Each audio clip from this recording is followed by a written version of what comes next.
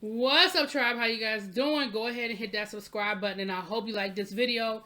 And I hope my sound is working because y'all know it's been giving me some fever. Anyway, we are here for the season premiere of Chasing Dallas, season 4, episode 1. Let's get into the get it to this. First of all, shout out to my girl Ariel, aka Barbie Bankroll. I always want to say Bankhead, that's not right. Barbie Bankroll for the intro. The new intro and all that good stuff. So we start this episode off with one of the newbies. We see Mr. Teddy. Is it Teddy or Ted Lee? Because I feel like it's an L in there. But what's up anyway? Hey, boo. Teddy is a move and shake, okay? Teddy said he has been living in Dallas for about 5 years, I think he said. He said he is divorced, but he is happily dating. I like that. He is a property manager. He said an HOA manager. And a real estate agent. And so he is doing the dang thing. He meets up with Robert. Now, Robert is he's from last season. I ain't gonna say he's an OG because I think last season was his first season, but he's not one of the newer cast, okay? And he helped Robert find his new apartment. Robert moved into downtown Dallas. He's loving it. He likes the access he has to all of the different, downtown activities and bars and clubs and stuff like that. Robert has gone from running a salon, doing his nail thing, to doing the press-on nails that you can buy. So Robert, I need that website because I got people who gonna want to buy your nails, honey. So we need that website. He is doing a podcast. I think it's called Press On with Robert Ray. He is still doing the balls and walking categories down to the balls. Doing really, really well. Doing really, really well. So shout out to Robert. So they talk or whatever, thank you for helping me find a spot. How's it going? Yada, yada, yada. Robert says, hey, I'm having an event. A September to remember. I would like for you to come through, but listen, don't accept the invitation if you ain't gonna come. Okay? Don't do that. Now, we find out throughout this whole episode that that's like a little bit of a sore spot for Robert because he kind of feels some kind of way about inviting people to stuff and they don't show up. So he was like, if you make sure you comment. So then Teddy was like, I'm gonna come. I don't know about your friends though, because their reputation precedes them. But I'm gonna see what y'all talking about, okay? So then we meet up with Miss Kiki. Kiki is another new member. I met Kiki when I was down to Houston. Hey girl, hey. Kiki is, first of all, shout out to Kiki. You are one of my Morehouse sisters, okay? I'm a Bennett Bell. You went to Morehouse with Oliver. So we connected, girl. We are connected. Come to find out, though, Kiki went to school with everybody because Kiki went to school with Trey Howard, too. Now, I don't have time to do no math, but then again, Oliver, I keep forgetting how young Oliver is. Because he has such an old spirit.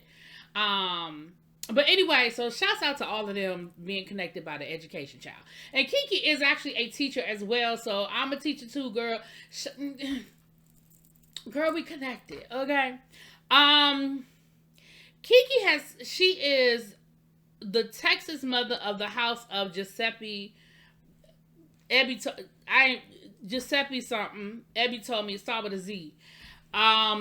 She was a member of the House of Gorgeous Gucci with Robert, so they're connected. That's how they kind of know each other. So Kiki know Oliver, Kiki know Robert. Okay, we all these connections. Teddy knows George.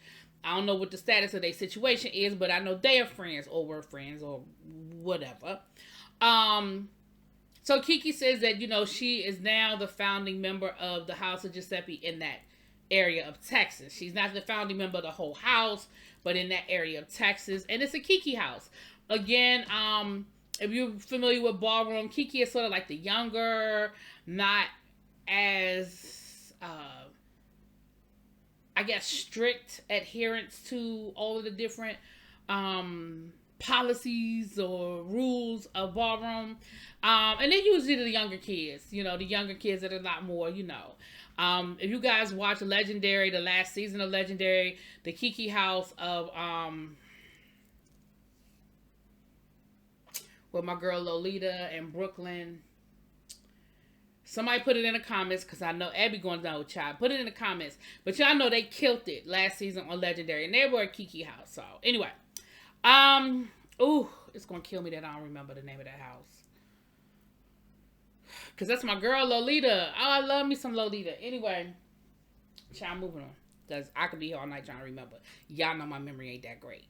Anyway, so she has a story to tell. She said that she feel like she need to have a conversation with Robert because whatever the situation was between her and her leaving the house of Gorgeous Gucci, it's some stuff there. So she feel like she owes Robert the conversation.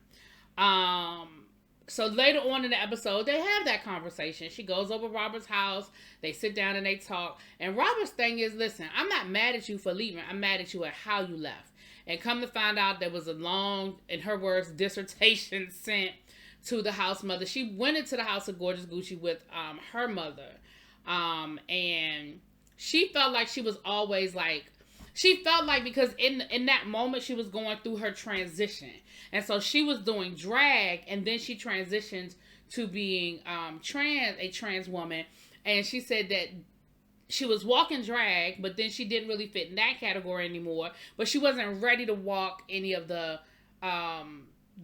femme queen, correct me if I'm saying that wrong, categories, because she wasn't ready. You know, she was still transitioning and she was still getting into all of that. And so she felt like she didn't have a place. And she felt like people kept trying to push her to walk categories that she wasn't comfortable walking. And Robert was like, but that's a conversation. Like, you could have just talked to us and you could have just told us, because, you know, we all about letting you do what you feel comfortable doing and us supporting that.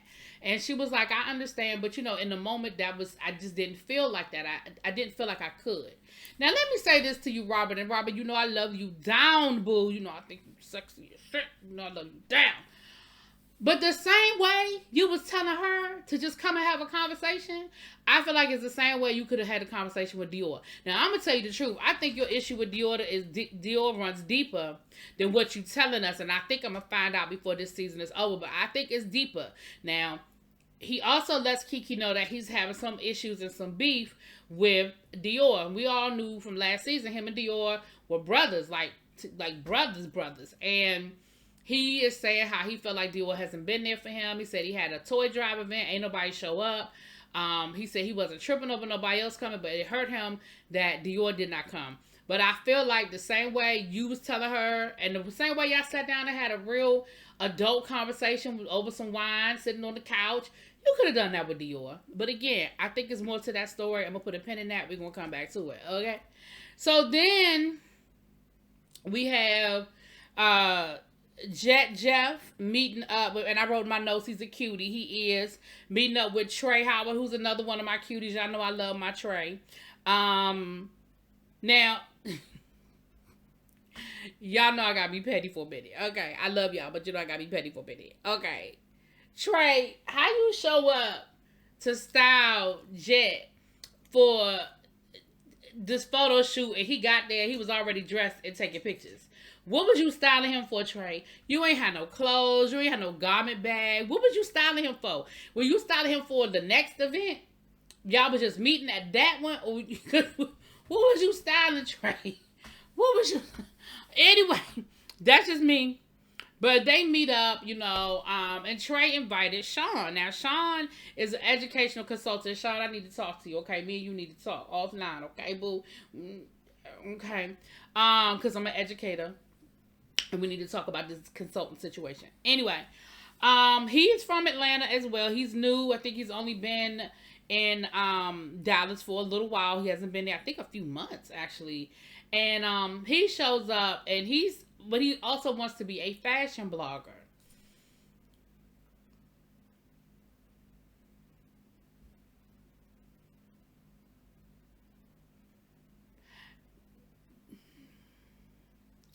Yeah. They had a conversation. Jet is shady in his confessionals. I see you. I see you, Jet. You're a little shady in your confessionals.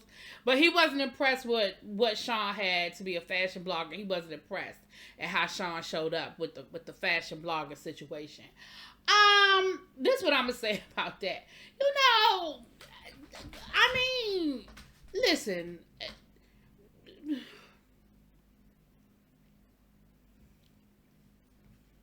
Sean is still getting it together. Okay, he's getting his fashion blog together. But anyway, they all talked, and Trey invited all of them to Robert's event, the Affair to Remember, September to Remember situation. Y'all be killing me with these plus ones, plus 20s down to these events. But okay, I get it. We all coming together and meeting each other down to the Affair to Remember, September to Remember situation. Okay. Then we meet up with Kesey and Dior down to the studio. Now y'all remember Kesey from last season, who was being managed by Carrie D and Lyndon. He said that he fell in love, moved to Florida, fell out of love, moved back to Texas, had kind of stopped doing music regularly, but now he's ready to get it going again. Dior said that he's still doing hair, he's still getting his things together with his salon, but he is getting into music management.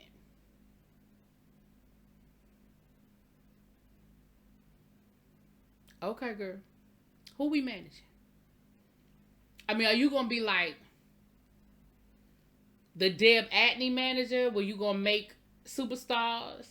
Or are you gonna be like the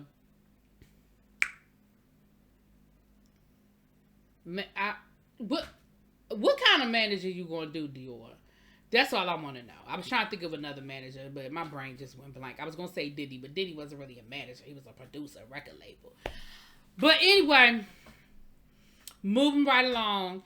Then we meet Astro. Now, Astro is a little cutie, a little scrapper dapper, okay?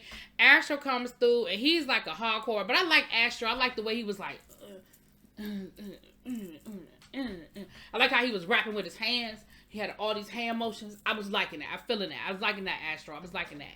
And so they was all talking about, again, linking up. You rap, I rap. Let's rap together. Want to work on something? Let's collab. Let's get it together. We trying to do this. We trying to work it all out. Now, I don't know. Dior, are you managing Astro? Are you trying to match in Kesey? Who you...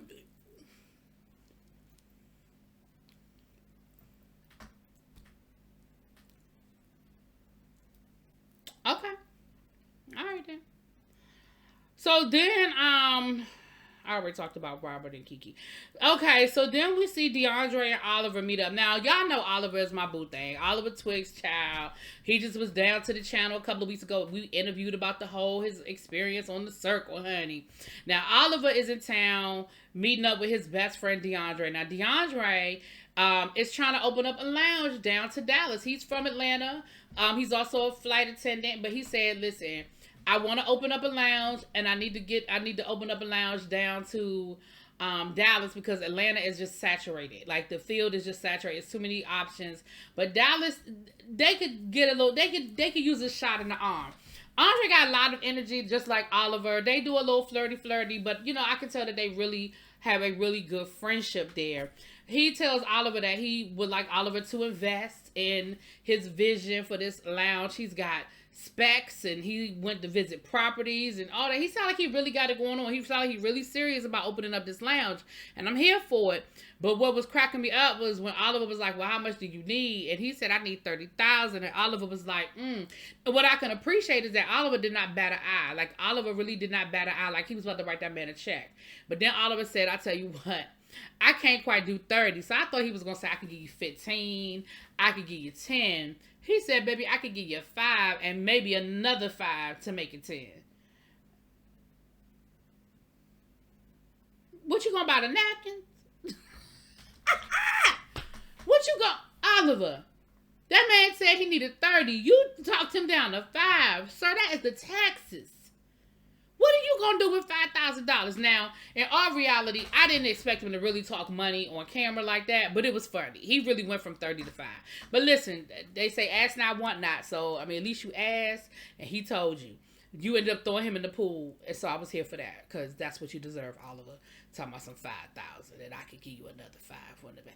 I think he said, what he said, I can give you another 5 in ass, I think he said. Sir, although we might have fun, I can't spend that. Okay? Moving on. Okay, Trey, and he also invited DeAndre to the event. He said that Kiki invited him because him and Kiki went to Morehouse together. And so now Oliver's inviting DeAndre. So y'all see how all these people are just +1, +1, +20? Okay then. So then we see Trey and Dior. Trey and Dior meet up because Trey Howard wants to talk to Dior, and he's letting him know, listen, I'm feeling some kind of way. I'm feeling a little abandoned. I feel like you and Jarrell is the other house father, who him and Dior used to date, but they broken up, but they still cool. It seems like they clearly are still cool. And he said, I just feel like you haven't been there for me. I've been going through some stuff, and, I just feel like whenever there's an issue, you always take Jarrell's side. And Dior, it was funny because Dior just looked like he was taken aback by all of it. He was like, what? He was like, I just talked to you last week. What do you mean I'm never there for you? Like, I reached out to you when you were at New York Fashion Week. Like, I'm always checking on you. Like, where is this coming from? And I really feel like Trey has an issue with Jarrell, but I think his issue with Dior is that he feels like Dior always takes Jarrell's side and never takes his side. I think that's the bigger issue. I really don't think that you feel like Dior is not there for you, but that's my opinion. That's me on the outside looking in. I think your issue is really with the other guy, and you feel like Dior just doesn't support you enough when it's an issue in that instance. And he brought up another good point. He said, I reached out to him last week and I said, I need you. And he was like, what's going on? What you need? He was like, and I didn't need that. I just needed, and I was like, and Dior was like, well, then that's when you pick up the phone and you call somebody. Like, if you don't want to text back, don't start a conversation with the text. I'm so here for that. I think we've gotten too comfortable with just text. Sometimes everything ain't a text. Sometimes it's a conversation. And if you feeling some kind of way and you really feeling something and you feeling you need somebody, pick up the phone and say, I need you. Because you know why? Because your voice can give something that a text can't give. So me texting somebody saying, hey, I need you right now, it doesn't have the same impact as me calling you and you hearing my voice, right? Then he says, well, I feel that Robert feels some kind of way about you too. And Dior was like, what? He was like, well, when I see Robert, we speak. Hey, what's up? He was like, I didn't think we had no beef with each other. Like, what are you talking about? Like, I just feel like Dior's face this whole conversation was confusion. He was like, what you mean? Like, who got problems? And so he was saying that, he told Dior how Robert felt or whatever. And Dior was like, once again, me and Robert used to live with each other. Like, we are brothers. Like, we know each other. He know that he can call me. If he felt some kind of way, he felt like I wasn't there for him, or he felt like I didn't do something when he needed me to do something, he know how to pick up the phone and call me. Like, what is going on? What is the problem? So then he says, look, Trey tells him about Robert's event. So he was like, all right, well, I'll come. Maybe I could bring my two proteges, down from the studio, and maybe they can come. So now you got a +1 of a +1 of a +20. Y'all, let me tell you something. I ain't never invite none of y'all to one of my parties, because I swear y'all going to fight 500 people. Where they do that at? Oh, I'm sorry. That was so rude. I took a drink while I never do that. Oh, I got comfortable. I don't never take no drink while I'm on camera like that. Anyway, moving on. So we get to the party. First of all, everybody is complaining that there is no food or refreshments. Robert,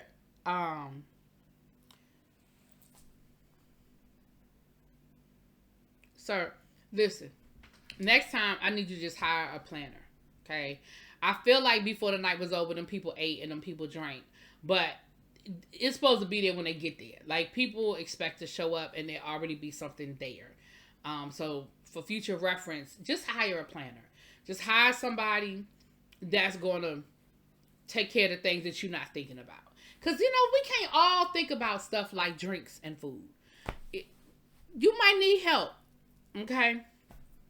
We saw Cameron, shout out to Cameron, OG from Chasing Atlanta, coming through. He just recently moved to Dallas. I think a lot of people speculated that he would be on the cast.